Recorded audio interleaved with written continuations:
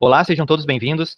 Estamos aqui de novo e hoje eu quero falar com você sobre um assunto que tem dado muito o que falar nos últimos dias, bastante discussões, debates sobre o tema, que é a tributação das pessoas físicas e tributação de lucros e dividendos que vai começar a existir a partir de janeiro de 2026. Eu vou compartilhar minha tela aqui só um minutinho para a gente já começar a falar a respeito.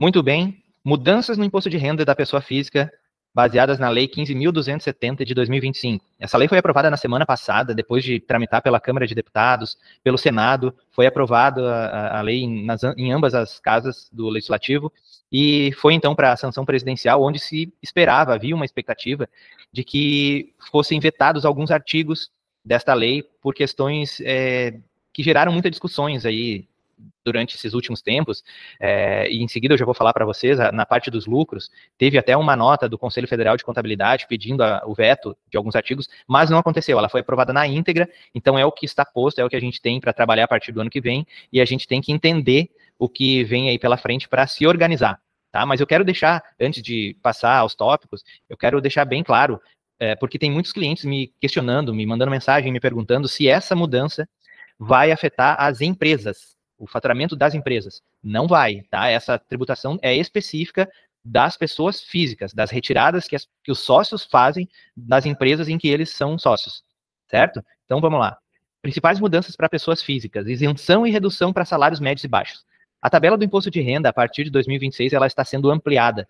E quem retira, quem ganha até R$ 5.000 de salário, ou que tem um prolabore de até R$ 5.000, no caso dos sócios, essa faixa vai estar isenta do imposto de renda. Hoje, esse valor de isenção, a faixa de isenção está em torno de 2.500, 2.400, um pouco mais, um pouco menos. Ou seja, então, está sendo ampliada a faixa de isenção para até R$ 5.000.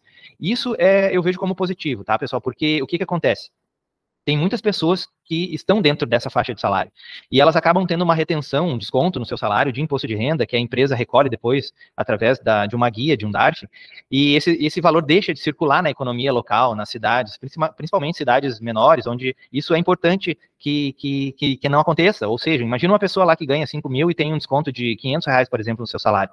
Esses R$ 500, se não forem descontados dela, vai ficar com ela vai gastar no mercado, na farmácia, numa loja, e a economia vai movimentar mais. Então, multiplica isso pela população do Brasil que está dentro dessa faixa de salário, tem uma relevância, e isso tem que ser visto como positivo, tá? E foi uma promessa de campanha da última eleição, por parte do nosso presidente, lá em 2022, está sendo implantada agora em 2026. Também existe uma redução nas alíquotas do imposto de renda para quem ganha entre 5 mil e 7.350. Então, quem está dentro desta faixa, até R$ 7.350 mensais, vai ter uma alíquota menor do que tem hoje. E para quem ganha acima dos 7.350, vai seguir tributando normalmente pela tabela progressiva do imposto de renda que está em vigor hoje, certo? Segundo ponto, e talvez o que gerou mais debate, mais discussões aí nos últimos dias, a tributação dos lucros e dividendos, que tanto se falou. Isso não era cobrado no Brasil desde meados dos anos 90 e está retomando, então, essa cobrança a partir de janeiro de 2026. E ela vai acontecer sempre que houverem retiradas de lucros ou dividendos acima de R$ 50.000 dentro de um mesmo mês. A tributação vai ser de 10%, vai ser, na verdade, uma retenção na fonte. Se tu tiver uma retirada lá acima desse valor, vai haver essa retenção de 10%, a empresa vai recolher esse valor através do DARF, ou da guia do Imposto Federal, junto com os demais impostos dela no mês seguinte. E aqui é importante que fique claro, tá? Se, por exemplo, a tua retirada for de R$ 60.000, não são 10% sobre 60 mil, é apenas sobre o excedente. Nesse caso, 50 mil seriam isentos e os 10 mil excedentes é que seriam tributados em 10%, geraria aí R$ 1.000 de imposto de renda retido na fonte. Outro ponto e outra mudança, e isso aqui é uma novidade bem significativa, é a tributação anual de altas rendas. Como o nome mesmo já diz, ela é anual, e ela vai acontecer sempre que a soma das rendas da pessoa, considerando rendimentos tributáveis, rendimentos isentos e rendimentos tributados exclusivamente na fonte, somados ultrapassem R$ 600.000, considerando o ano calendário completo. Nesse caso, a alíquota pode chegar até 10% a título de imposto de renda mínimo. Essas rendas somadas a gente vai considerar salário, prolabore, dividendos ou lucros, rendimentos de aplicações, rendimentos de fundos de investimento, ações, aluguéis, tudo isso entra na soma e se passar dos 600 mil, vai haver uma tributação, dependendo do total, pode chegar até 10% e vai ser considerado como um imposto de renda de pessoa física mínimo, que é o novo imposto que está sendo criado. A lógica dessa reforma é de redistribuição de renda. Por um lado, ela vai beneficiar quem ganha menos, ou que tem uma renda média, com isenção ou desconto na tabela, na alíquota do imposto, e por outro, ela busca compensar essa perda de arrecadação com a tributação da renda de capital, que são os lucros e dividendos, e também a criação do imposto mínimo para os mais ricos. A manutenção da tabela progressiva do imposto de renda para quem ganha acima de 7.350 também garante que essa estrutura básica do tributo continue válida, né? O que preserva aquele princípio de que quem ganha mais, paga mais. Pontos importantes que a gente precisa destacar, então, sobre essa legislação nova, que vai entrar em vigor a partir de janeiro do ano que vem. A tributação dos lucros, ela incide na distribuição ou no pagamento dos lucros, tá? O que acontecer primeiro. E aqui tem uma brecha na lei, digamos assim, que vai permitir que os empresários protejam os lucros apurados antes de 2026. Por exemplo, digamos que a tua empresa, lá no balanço patrimonial, tenha um total de lucros acumulados no patrimônio líquido dela, no balanço levantado em dezembro de 2024, por exemplo, que seja um total de R$400 mil de lucros, que estejam lá, que não foram pagos para os sócios, só estão lá no balanço da tua empresa. Em 2025, digamos que você gerou aí na sua empresa mais 70 mil de lucro. Então, tu tem um total, considerando que tu já tinha, de 470 mil reais de lucros gerados pela tua empresa que ainda não foram distribuídos. Porque a tua empresa não teve caixa, por exemplo, e ela não pagou, então eles ficaram lá no patrimônio líquido da empresa.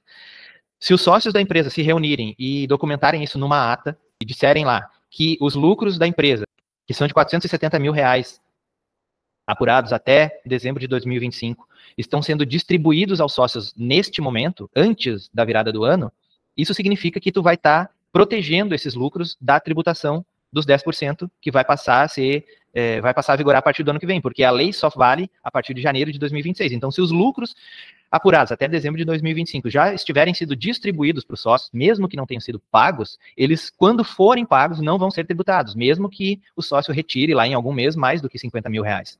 Então, isso é um ponto importante, e a minha dica aqui é que você procure o seu contador, se você não é cliente da Aliança, e os nossos clientes que entrem em contato conosco, para a gente organizar essa ata, fazer as assinaturas devidas e protocolar ela na junta comercial antes do final de 2025, certo? Outro ponto, o imposto de renda, o IRPF-M, que é o imposto de renda de pessoa física mínimo, ele vai considerar diversas fontes de renda, como a gente já falou, só vamos reforçar aqui. Então vai somar salário, prolabore, lucros, rendimentos de aplicações, investimentos em bolsas, em fundos de investimento, aluguéis, etc. Vai somar tudo isso, e se passar de 60 mil, vai haver um cálculo onde a alíquota pode chegar até 10% como um imposto de renda adicional. A retenção de 10% sobre os lucros e dividendos, ela não permite usar as deduções que normalmente as pessoas usam quando fazem a declaração do imposto de renda pelo modelo completo. É comum usar a dedução de dependentes, despesas médicas, plano de saúde, livro caixa, para deduzir do rendimento tributável e pagar menos impostos, ou até não pagar e restituir. No caso da tributação dos lucros e dividendos, essas deduções não são permitidas, certo? Então, o que eu tinha para explicar para você sobre a Lei 15.270 seria isso. Nós estamos à disposição aqui no escritório pelos nossos canais de atendimento, e-mail, WhatsApp, que vocês já sabem, e eu estou deixando aqui o meu QR Code do perfil do Instagram, para quem ainda não me segue, me sigam lá, por lá vocês podem também entrar em contato conosco, e muito obrigado para quem ficou até aqui, até a próxima com mais conteúdo sobre a reforma tributária.